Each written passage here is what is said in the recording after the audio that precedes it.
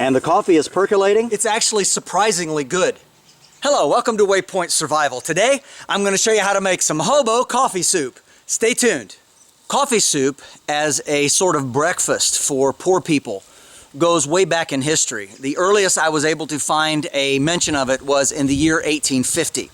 Coffee soup has a very simple recipe, which only calls for 4 main ingredients, and I'll get to that here in a minute. As a matter of fact, coffee soup was very poorly thought of. I'm going to read a newspaper article from March 11th, 1915. One of the worst things, says the article, is to feed the baby what is known among the ignorant class as coffee soup. This is made from black coffee and homemade bread and sugar. The bread is never toasted, seldom is there any milk added, and is often sweetened until syrupy. We have seen this fed to little ones before they were 12 months old. It is amazing how much of this coffee soup is fed, and we know of nothing so likely to sour the stomach as this sour, ill-smelling stuff. We have seen many relapses traced directly to this line of diet. So as you can see, people that consider themselves to be educated and refined and little better to do financially would not stoop to eat this kind of thing in general.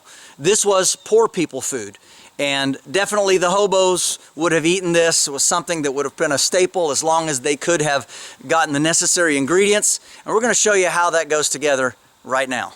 Once we get a brisk fire going, we dig into the pack and we'll pull out our grater, place it proper place on the fire, and then our coffee pot. We've got to add some coffee to it.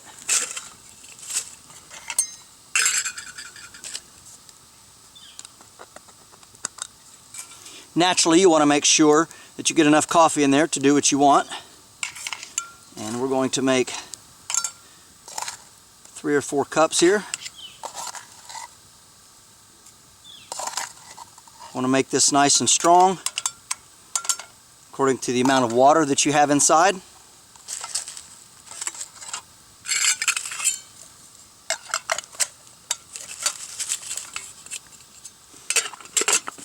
This is a 2-quart pot, and we have about 1 quart of water in here already. Now we simply take our pot and we place it on the fire where it can start percolating.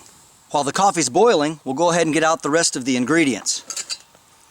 First of all, we have a pan, and in here we have some wax paper with some good dark bread, just dark biscuits. So that's going to be the base of our soup. Next, we get out our small coffee cup, and inside we have a small can of evaporated milk. Now obviously this isn't going to be from the 1920s or 30s. This is new, but again, they would have had things similar available to them that they could have carried with them in their packs. The first thing that we're going to do is we're going to use the pocket knife, and we're going to slice up the bread. Now, you can do this many ways. You can't just pull it apart, but generally speaking, it was poured over slices of bread and eaten that way. So you can do it this way, a couple down in the bottom, just like this, and then we'll save this one for our next meal. And now the coffee is percolating just fine. It's about ready to put in the soup. Now another variation on this, you can of course pull this into little pieces, or you can use crackers. That was also something that would work well. And if you didn't have any crackers, you could always use some sort of trail bread or whatever you had, again, as a thickener. Next, we're going to add some sugar. Of course, this is what makes it pretty bad for your health, but this is how they made it. So we're going to put just 2 teaspoons here, heaping teaspoons, on each piece of bread. In another newspaper article from March the 19th of 1908, we find out that a young man named James Pearson left this world, unfortunately, by having strychnine added to his coffee soup by someone who wanted to do him in and succeeded. And now we pour the coffee on top, like this.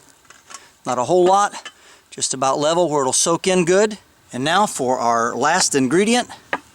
And remember, they didn't always use things to open cans like we do today. This works just fine. Screwdriver. We don't want a great big hole, but enough where we can pour some of this in here.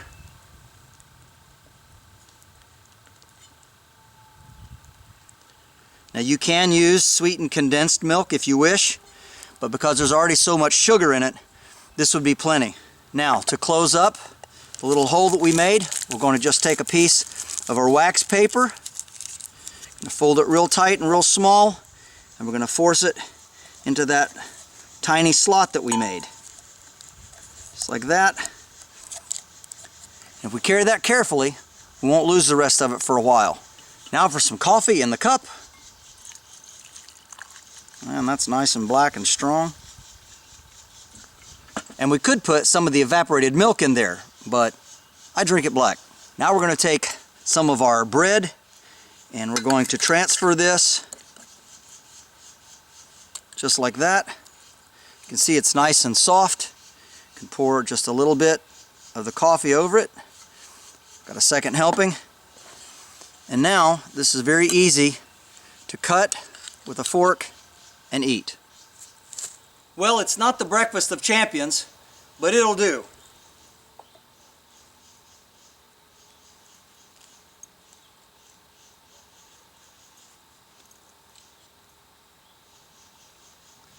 It's actually surprisingly good. I can see why people really like to eat it, and why it was especially something that kids liked.